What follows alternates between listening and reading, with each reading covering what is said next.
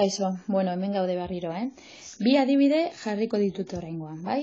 Eta bi adibide hauetan egingo dugun izango da praktikan jarriko dugu, tipifikazioa eta aurreko bideoetan azaldutako kasu praktikoak jartzen duen horretan azaltzen ditudan, teoria batzuk, bai? Horretarako esan dagoa, bi adibide. Lehenengo diapositiba batean eta hurrengo diapositiban. Biak oinarrituko dira mota honetako banaketa normalean. Bataz besteko 18, desbiazioa 4. Bai? Orduan, eskatzen duzkuna lehenengo eta behin da X, 16,5 edo 16,5 baino handiagoa izatearen probabilitatea. Orduan, nik marrastera, Gaussen kanpana, nik hau egin behar dut, bai? Asko laguntzen duzta, Gauss kanpana margosteak eta margostea bebai zein dan kalkulatu behar dudan azalera. Esaten genuen bezala, probabilitate baten kalkulua da azalera baten kalkulua. Orduan bagoaz.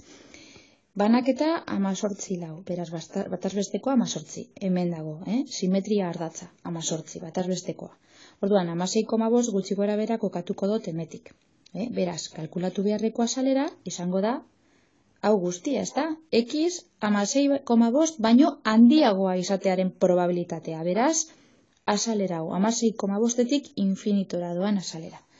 Orduan, lehenengo eta behin zer egin beharko dut? Tipifikatu. Balio hau tipifikatu beharko dut. Zer esan gure dago horrek? 0 bat motako banaketa batean, hau oso gaizki dago marrastuta gero eta okerrago egiten ditut Gaussen kanpanak. Izan beharko lirateke bat simetrikoak, eta hau ez da inondik inora simetrikoa, kontuan izan hori, txarto margosten ditu dala. Orduan, 16,5 hori tipifikatzen dugunean, zer da egiten duguna, aurkitzen dugu 16,5en baliokidea, eta baliokide horren laguntzarekin aurkituko dugu azalera hau. Zergaitik, azalera hau eta azalera hau berdinak izango direlako, eta orduan, kalkulatuta izango genuke gure probabilitatea. Beraz, Z hori, aurkituko dut zelan, jadanik ezagutzen dugun formula honekin. X-ken bataz bestekoa zati desbiazioa. Hau da, 16,5 ken 18 zati 4. Nek ematen du, -0,37. Beraz, X handiago edo berdin 16,5en probabilitatea izango da Z handiago edo berdin -0,37en probabilitatea. Ikusten duzuen bezala, orain ja tipifikatuan gaude.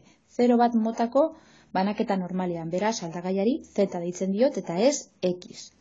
Eta orain, bai, probabilitate hau tauletara jo daikegu, probabilitatea ikusteko edo kalkulatzeko. Baina, aldez aurretik doikuntza batzuk egin behar dugu. Zergaitik? Ikurrau, ikusten duzuen bezala, handiago edo berdin. Kontuz, tauletan dauden probabilitateak kalkulatuta daude Z txikiago edo berdin ikurrarako. Orduan hori doitu behar dugu. Eta gainera, balio hau negatiboan agertzen da, eta taulan ez daude balio negatiborik.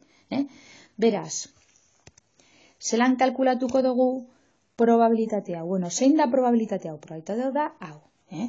Guk badakigu azalera hau eta azalera hau, begira, 0,375en azalera, minus infinitotik 0,375erako azalera hori bardinak izan behar direla. Zergaitik? Gaussen kanpana simetrikoa dalako, beraz, minus 0,375etik infinitora dagoen azalera, edo minus infinitotik 0,375 arte dagoen azalera, bardinak izan behar dira. Beraz, idatzi daikegu probabilitate hau beste era honetan ere bai. Z txikiago edo berdin 0,375en probabilitatea. Eta hau bai, zuzenean taulan begiratu daikegu. Hemen dugu ikurra txikiago edo berdin, eta hemen dagoen balioa positiboan dago. Beraz, zuzenean tauletaragoaz, eta ikusiko dugu balio hau ematen duela 0,6480. Hemen apuntetxo bat bakarrik, begira. Tauletan bakarrikik begiratu daikeguz, bi amartar. Orduan, zer egiten dugu 3 agertzen direnean? Borobildu.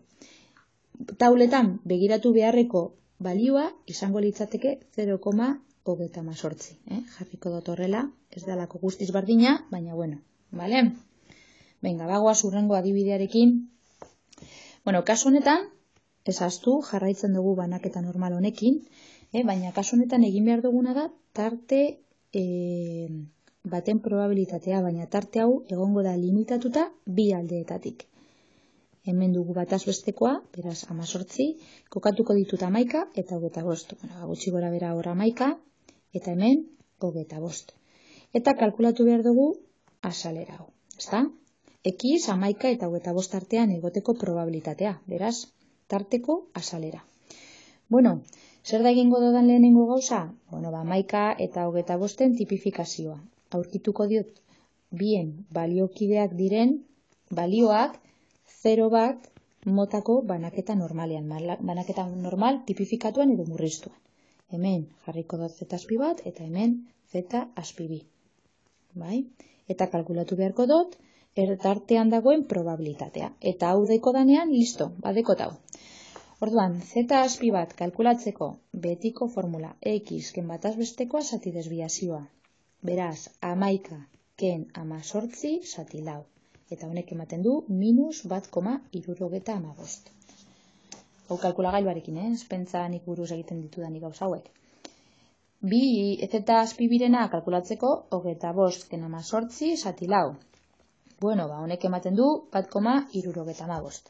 Kalkulatu behar dugu minus bat koma irurogeita amabostetik bat koma irurogeita amabosten artean dagoen azalera. Beraz, z txikiago edo berdin bat koma irurogeita amabost, ken z txikiago edo berdin minus bat koma irurogeita amabost. Azalera guztioneri kenduko diot, hau, kentzen diot, eta orduan zerekin geratzen az, bueno, aldearekin, bien artean dagoen aldearekin, hori da bilatzen ari nazena, bai? Beraz, kenketa baten bidez, lortzen dut, hemen daukat. Bueno, ia, orduan. Ia, ikus daigun. Zer gertatzen da hemen? Bueno, balio hau, zuzenean, taulan begiratu daiket, bai? Baina balio honekin, arazo bateko.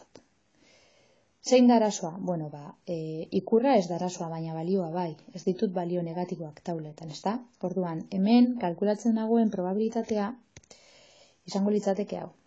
Zelan kalkulatu daiket probabilitate hau balio negatiboak hartu barik?